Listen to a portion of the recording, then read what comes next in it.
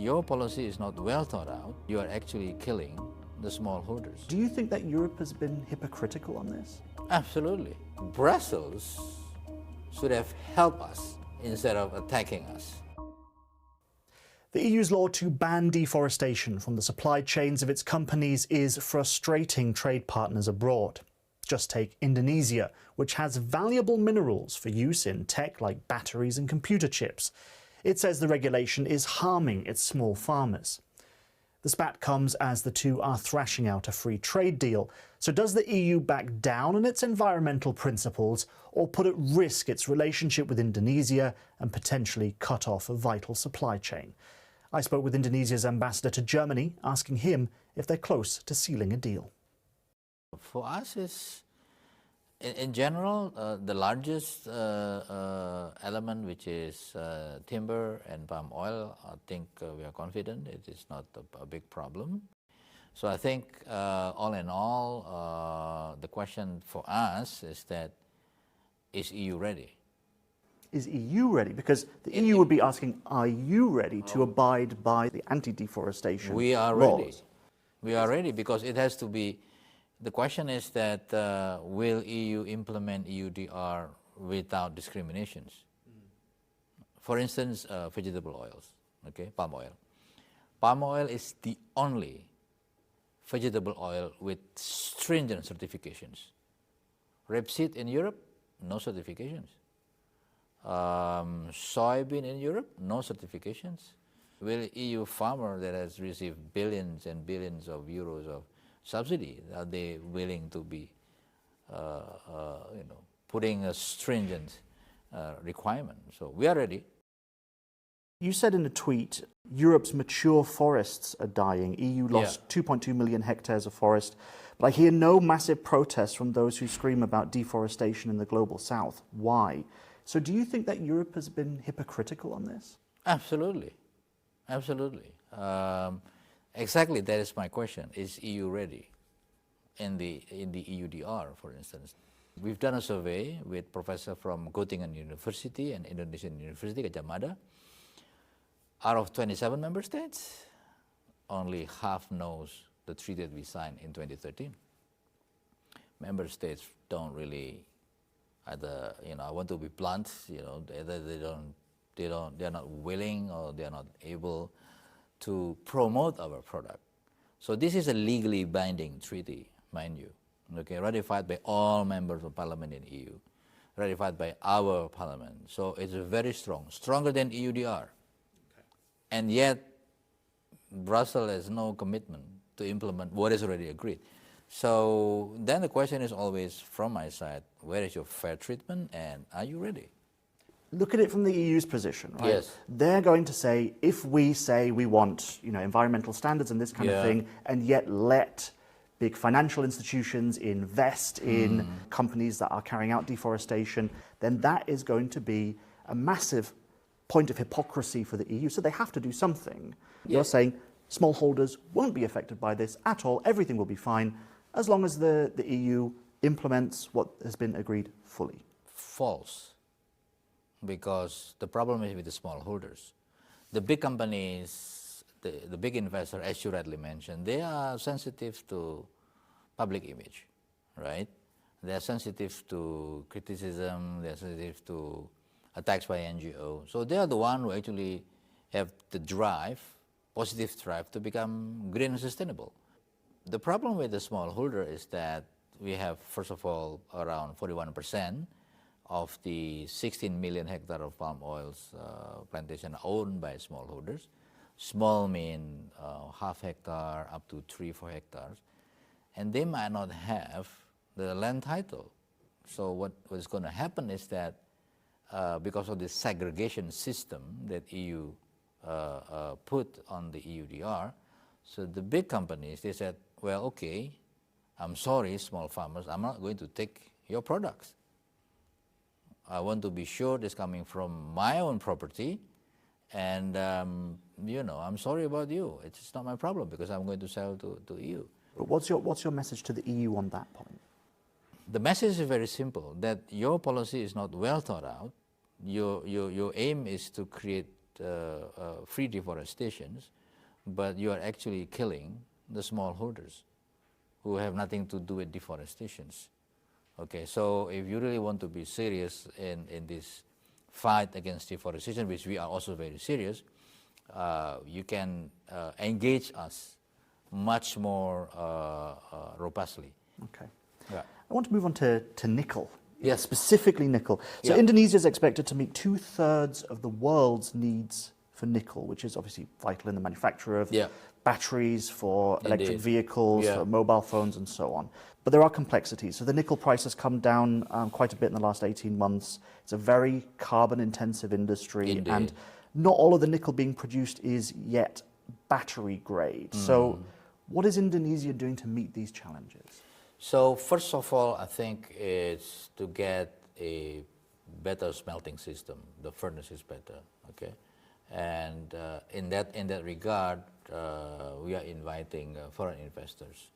So now we have Chinese already in Indonesia, we have Canadians, we have Korean, we have Japanese, and I've been working very hard to bring German investors on this kind of a project. So Brussels should have helped us instead of attacking us, because in the context of FTA between Brussels and Chile, they are willing to allow Chile to process in Chile.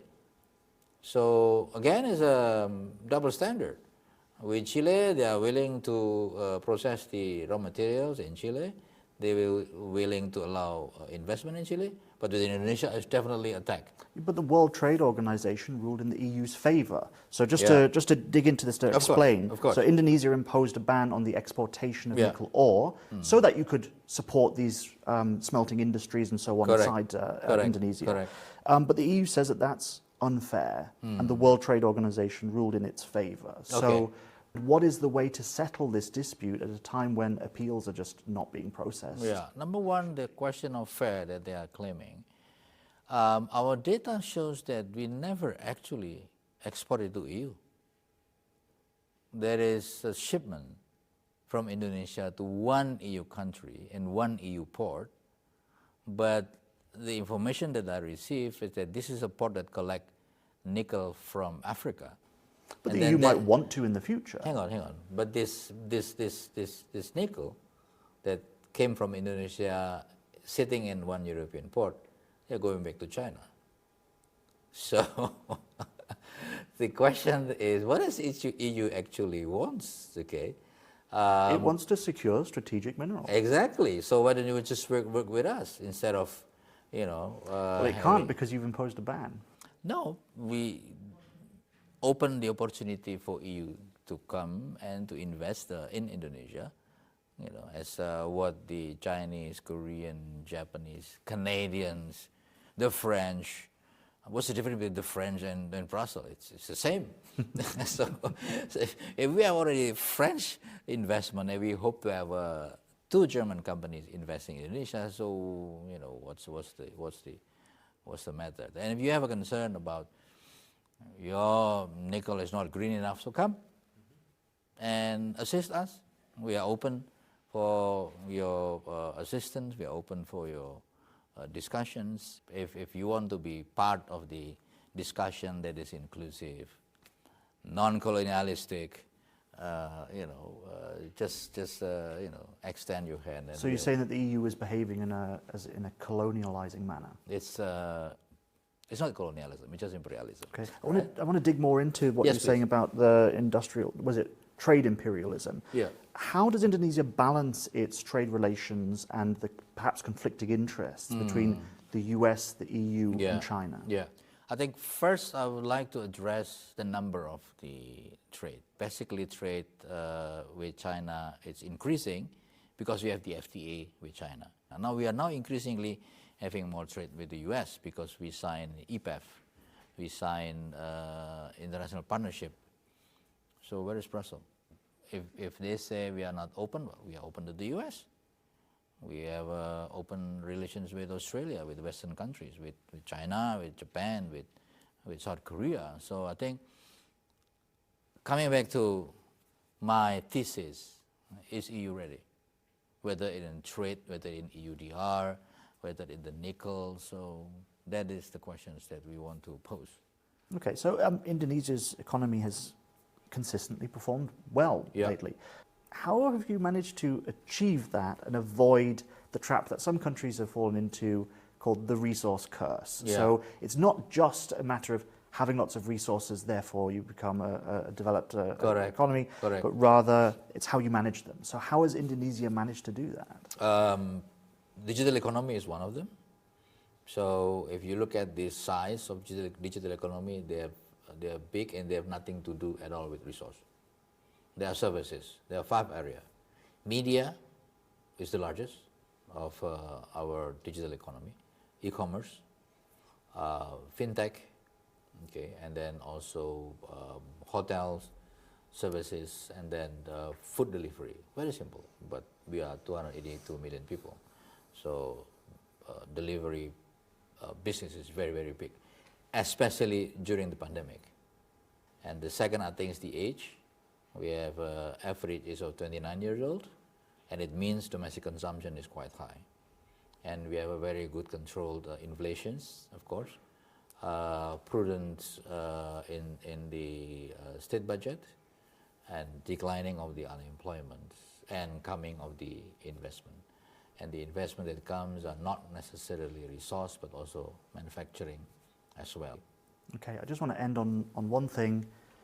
Quite simply, what is your message to Olaf Scholz as ambassador of Germany? If you can tell him one thing about what he should do to work with Indonesia, what is your request, what is your ask of him?